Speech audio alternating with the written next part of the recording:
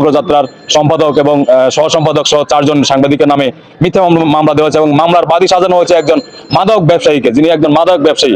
সে বিশেষ করে আমরা আমাদের উপজেলায় আমরা বিশেষ করে বিভিন্ন সময় দেখেছি সংবাদ প্রকাশ করতে গেলে বিভিন্ন ধরনের হুমকি ধমকি দেওয়া হয়। আজকে আমরা দাঁড়িয়েছি গণমাধ্যমের অধিকার নিশ্চিতের লক্ষ্যে জাতীয় দৈনিক অগ্রযাত্রা পত্রিকার নামে এবং পত্রিকার সম্পাদক সহ 4 জনের বিরুদ্ধে যেই মিথ্যা মামলা দেওয়া হয়েছে সেই মামলার প্রতিবাদে আমরা আজকে এই মানববন্ধনে দাঁড়িয়েছি চাঁদপুরের হাইমচরে। আমরা দৈনিক অগ্রযাত্রার যে 4 সাংবাদিকের বিরুদ্ধে মামলা হয়েছে তাদের মামলা প্রত্যাহারের জন্য বাংলাদেশ সরকারের মাননীয় প্রধানমন্ত্রীর কাছে দ্রুত দাবি জানাচ্ছি। আসলে সংবাদ মাধ্যমের মাধ্যমে সরকারের উন্নয়ন কাজগুলি যেভাবে জনগণের সম্মুখে তুলে ধরা হয়, তেমনি সরকার এবং জনস্বার্থে কোনো সমস্যা থাকলে সেগুলিও সাংবাদিকরা পত্রিকার মাধ্যমে তুলে ধরেন।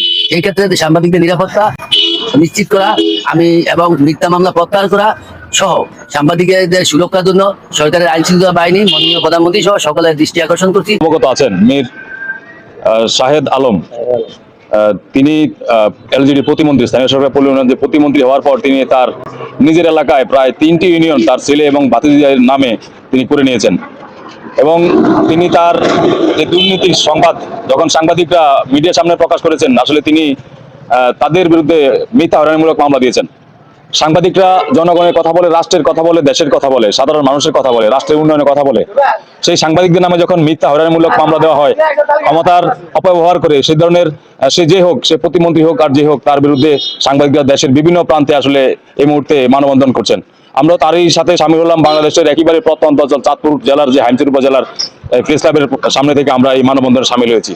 আমাদের বক্তব্য একটাই, আমরা সংবাদকর্মীরা আমরা সংবাদ সংগ্রহ করি, আমরা সত্যকে উদ্ঘাটন করি এবং সমাজের যেই অপচেষ্টা আছে, সমাজের যে দুর্নীতি আছে, সেগুলো আমরা মানুষের সামনে তুলে নিয়ে আসি এবং এই সংবাদ মাধ্যমের মাধ্যমে আমরা সমাজের যত ধরনের অপকর্ম, দুর্নীতি সবকিছু আমরা সমাজের সামনে তুলে ধরি, রাষ্ট্রের সামনে তুলে ধরি। কিন্তু এই সাংবাদিকদের নামে মিথ্যা হয়রানিমূলক যে মামলা দেওয়া হয়েছে, বিশেষ করে অগ্রযাত্রার সম্পাদক এবং সহ সম্পাদক সহ 4 জন সাংবাদিকের নামে মিথ্যা মামলা দেওয়া হয়েছে এবং মামলার বাদী সাজানো হয়েছে একজন মাদক ব্যবসায়ীকে, যিনি একজন মাদক ব্যবসায়ী। সেই মাদক ব্যবসায়ীকে দিয়ে মিথ্যে মামলা দিয়ে সাংবাদিকদের হয়রানি করছে। তো এই ধরনের মিথ্যে মামলা দিয়ে সাংবাদিকদের হয়রানি করে যারা সংবাদ মাধ্যমকে চাপিয়ে রাখতে চায়, সংবাদ মাধ্যমের কণ্ঠ চেপে ধরতে চায়, আমরা তাদের বিরুদ্ধে বলতে চাই, সংবাদ মাধ্যমকে চেপে রাখার সময় এখন আর নয়। এখন ডিজিটাল মাল্টিমিডিয়ার যুগ, মোবাইলের যুগ। এই বর্তমান সময়ে একজন প্রতিমন্ত্রী হলেও সংবাদ চাপিয়ে রাখা সম্ভব নয়, গণমাধ্যমের কণ্ঠ রোধ করা সম্ভব নয়। আমরা এই মামলা প্রত্যাহারের জন্য তীব্র দাবি জানাচ্ছি এবং এই মেয়ে শাহেদ আলী যে ধরনের অপকর্ম করেছে, ক্ষমতার অপব্যবহার করে, আমরা সেই সব ক্ষমতার অপব্যবহার করা যে ধরনের দুর্নীতি করেছে, সেই দুর্নীতির তদন্ত করে এবং সেটি রাষ্ট্রের কাছে প্রকাশ করা হোক, আমরা সেই প্রত্যাশা করছি। আমরা তার সাথে সাথে বলতে চাই, সাংবাদিকরা সংবাদ সংগ্রহ করতে গেলে বিভিন্ন সময় যার পক্ষে সংবাদ যায় সে তাকে ভালো বলে, কিন্তু যার বিপক্ষে সংবাদ যায় সে তাকে শত্রু মনে করে। সাংবাদিকরা কারো শত্রু নয়, সাংবাদিকরা সত্যের পক্ষে, সাংবাদিকরা সমাজের পক্ষে। কে যে অন্যায় করবে তার বিরুদ্ধে সাংবাদিকরা লিখবে, এটাই সাংবাদিকদের কণ্ঠ। সাংবাদিকদের কলমের লেখনীতে সাংবাদিকরা সমাজের যে অন্যায়, অবিচার, লুণ্ঠন সেটা তুলে ধরবে, এটাই আমরা প্রত্যাশা করি। বিশেষ করে আমরা আমাদের উপজেলায় আমরা বিশেষ করে বিভিন্ন সময় দেখেছি সংবাদ প্রকাশ করতে গেলে বিভিন্ন ধরনের হুমকি ধমকি দেওয়া হয়।